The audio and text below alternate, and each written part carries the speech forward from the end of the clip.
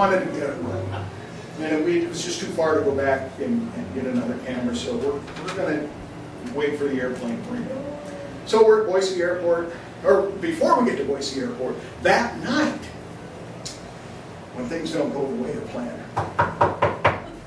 Grant?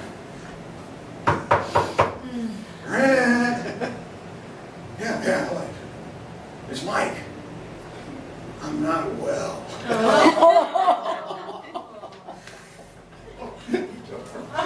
And he's just white, gray, mottled, whatever. He's just all he's dead. He's not doing well.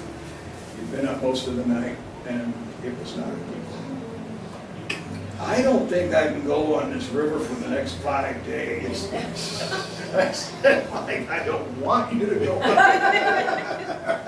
Okay, what are we going to do? Call the boss. Alan, we got a problem. You know that camera you're sending in the morning? Make sure it's in the hands of the photographer. Because mine isn't going to make the trip. So what's going on? He's sicker than a dog. I can't take him on this remote wilderness trip for the next week. It ain't going to happen. Send me a new guy. Okay. So then we'll start turning back in Portland to get a new guy to accompany the camera. So at 7:30 in the morning in Boise, there I am, shoving Mike into a plane and waiting for Curtis to arrive from Portland with the camera. Sorry, Grant, I just can't make it. I really want to, he says. That's okay, Mike, I understand. No problem at all. Just get well. And I'm praying that Curtis is not sick. So, an hour later, Curtis's plane arrives from Portland. Off he comes. I've never worked with Curtis before. He is born and bred in Portland. He's a city kid. He's never been east of the Cascades. He's 24. I've been working in the news business a year. And I looked at him in his t-shirt, his shorts, and his tennis shoes. And one little diggy bag on his back. And then lots of gear and equipment. And a camera thing. And I said, did they tell you what we're getting into here today and the next 5 days? No, they just said you needed me. And I said, oh God, we've got to stop somewhere before we go back to Turner Valley. So we're dashing into a store, pick up a few things, mostly long pants and warm clothes, so he's got something to keep him warm, because he had no idea what he was getting into in one of the most remote, one of the most dangerous, one of the most desolate parts of the state. So, he's set up, he's healthy, he's got clothing. The next morning, we're up and at him, and out we go, and we get this gorgeous sunrise shot, and here comes our flotilla, and it's just gorgeous. It's just beautiful. It's just wonderful. And down to the river, and launch the boats, and we're on our way, and Curtis is just beaming the whole time. God, I didn't know Oregon looked like this. This is pretty cool. You know, I didn't even know that this was Oregon. I've never been here before. He said, oh yeah, it's definitely Oregon.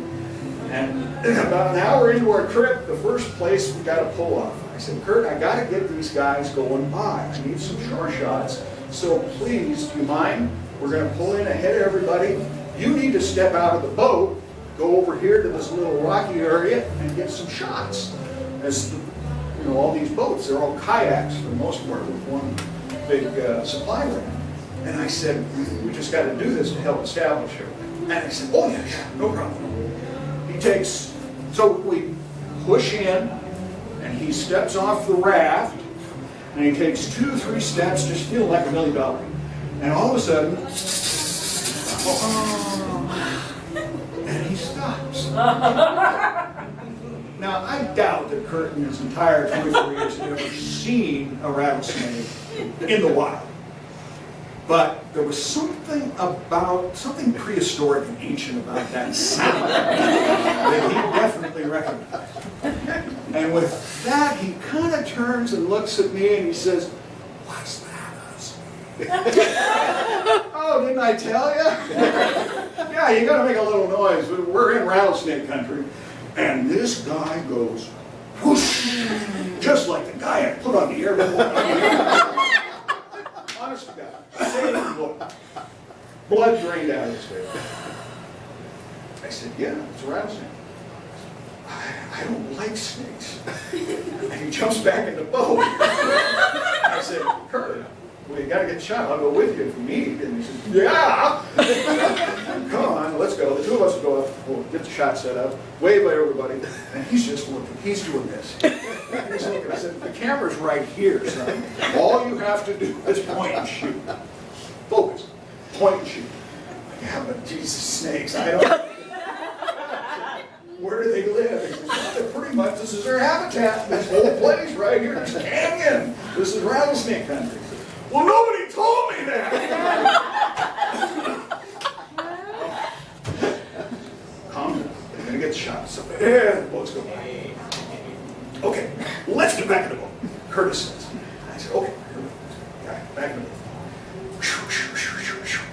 Lunchtime, about 2-3 hours later, pull off. And we're in one of these wonderful places along the Owyhee that's just this beautiful, rising out of the water, this sandy bench that goes back up into an overhang, rocky, basalt rock cliff that overhangs about 40 feet, and you can see, it's kind of a cave, but it's so well lit you couldn't really call it a cave. And our lead guide says, you know what, this is a great place, why don't we just spend the night here, we got time. I said, you know, that's a great idea. I know Curtis needs some decompression time here. He's been looking for snakes for the whole trip. So, all right, we're going to set up camp up inside the cave. So, let's go. Kurt, come on, get our sleeping bags, get our tents, get everything. And he goes up there. Well, this is pretty nice. Nice sand and soft. Yeah, well, let's get some shots. They're making some lunch. Let's get some shots, but I'll go ahead and put stuff down. He kind of gets his bag, and he kind of sets his bag down, and he's got a little tarp, and he puts it on the tarp. And then he reaches for his ditty bag, and he kind of puts that down. And while he's down there, he's kind of looking, and he's looking at, oh, what? What? Is that a scorpion? I'm sitting right there, standing right next to him. Oh my God, it is a scorpion. Yeah, well, there's scorpions here too. This is their habitat. Where we're sleeping tonight. This is where they live. So I'm not staying in here. He picks up his stuff and runs back, jumps in the raft. He says, make sure all those scorpions are gone before I get back out. And you gotta understand, there's all these guys. They're all from Vail. They're all from Ontario. I mean, they're just standing there looking at this guy in his t-shirt and shorts and tennis shoes. Look at me. Look at me. City folks. My pedigree in Central Oregon, growing up on a ranch, didn't mean anything. They could have cared less. They were just getting so much fun out of Curtis. Well, Curtis did not spend the night with most of us. He stayed in the boat. And for the rest of the trip, this guy was on high alert looking for scorpions. But at the same time, he really did his job well in spite of snakes and scorpions, and captured really one of those moments, one of those experiences in our business that is unmatched. But when I say, uh-oh, as being one of the really bad things, I do not exaggerate. Uh-oh is a word you never, ever want to hear when you're out in Oregon producing television. Thank you.